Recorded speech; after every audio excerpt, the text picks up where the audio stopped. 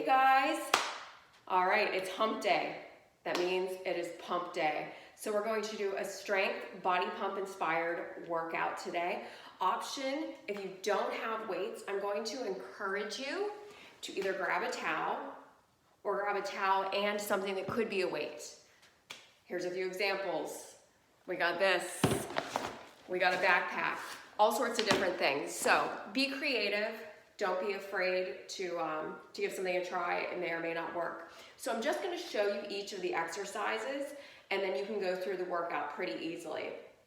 You have squats to start, and then we move through body part by body part, focusing on major muscle groups. So for your squats, I'm going to tell you you can either hold something in your hands or you can do it with body weight, making sure knees are in line with toes and your butt is back. It's a great opportunity to grab a chair or grab a prop and practice aiming towards that so that the weight is in your heels. All right, squats, simple enough. I will show you, however, something that we're going to do a variation of in a lot of these exercises. Slow is going to refer to the tempo. A bottom half for a squat would be coming up halfway and then returning to the top. Pulses, on the other hand, are nice and small. So those are a few things I'll be referring to as we move on. All right, squats first. Chest, you have push-ups. If you have a weight, you can change from push-ups to presses with some sort of weight or chest flies. Again, be creative. Your hands are going to be nice and wide for the push-ups, and you have very similar with the bottom halves and pulses. For back, this is where you're probably going to need some sort of equipment, either a towel, a weight, a cooler, whatever you can find. So I'll demonstrate it with my little friend right here. So we have rows. Rows, you're gonna pull back nice and narrow.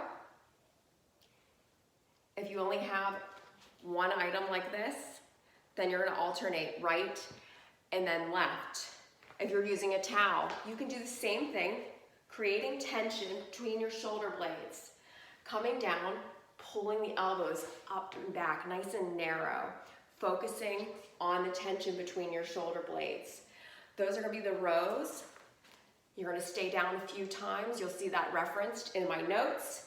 And then you have the option for presses. So if you don't have weight, you can keep your arms right up here. For presses, you can push and press. Again, focusing on that tension between the shoulder blades and upper back, or you can do it right here. That's your regular press, and your power press is 3 times, and then you can put that item, weight, whatever it may be, down. So, moving on, smaller muscle groups. Now that we're done with back, you have triceps, dips. If you don't have a chair or a bench or something for dips, you can choose to do a different exercise. And then the second exercise is going to be tricep push-ups. Hands nice and narrow or in a diamond. Again, you can swap out these for any other exercise. Biceps are next. Biceps, I'm going to recommend weight again, or that towel, or if you have a resistance band. A resistance band is great because you can take it under your foot and you can pull up for curls. Biceps is going to be all curls. So again, you might need to alternate if you have something like this. Be ready to be a creative. All right, moving on. After biceps, we have lunges. For lunges, it's going to be very similar to squats. This time, however, we're gonna have some narrow squats as well, making sure, again, knees in line with toes, butt back, and then on the lunges, nice long lunge stride. Best way to find your ideal lunge stride is to start by kneeling down 90 degrees in both legs, pop that toe under, boom, right there is where you want to be. Option to grab a weight or not. Shoulders are going to be your last bigger muscle group. We have shoulder presses. So for shoulder presses, weight or no weight, we're going to keep our elbows at 90 degrees, pressing up. Lots of tension between the shoulder blades. Focusing on your shoulders. And then your second exercise is called an arm hauler. Some of you may be familiar with this. You're going to come down on your stomach, keep your legs zipped together, and you're going to lift up your upper body. Pull your elbows down to your ribs, nice and narrow, and press up. That's 1 rep. That's 2. And then once you complete however many are in the set, you come down and rest. So your hands are going right here.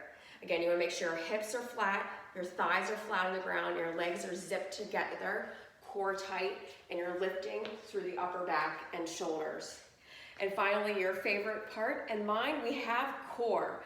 We're going to finish sit-ups with a rotation and some pulsing crunches, and then we swap it out for 2 other exercises. Let's see, what did I have?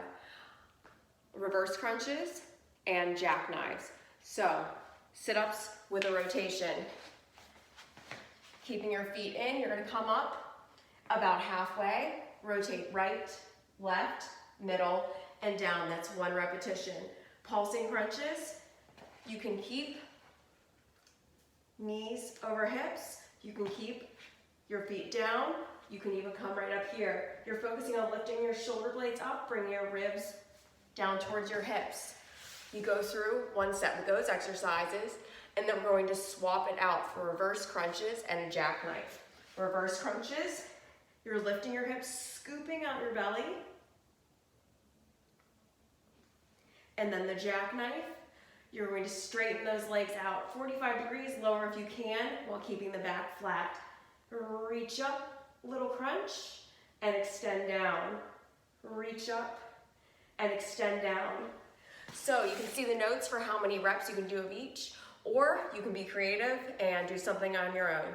I hope you enjoy, and I hope you guys are staying healthy, staying active, staying grateful that you can move, and staying positive. I will talk to you soon. Bye.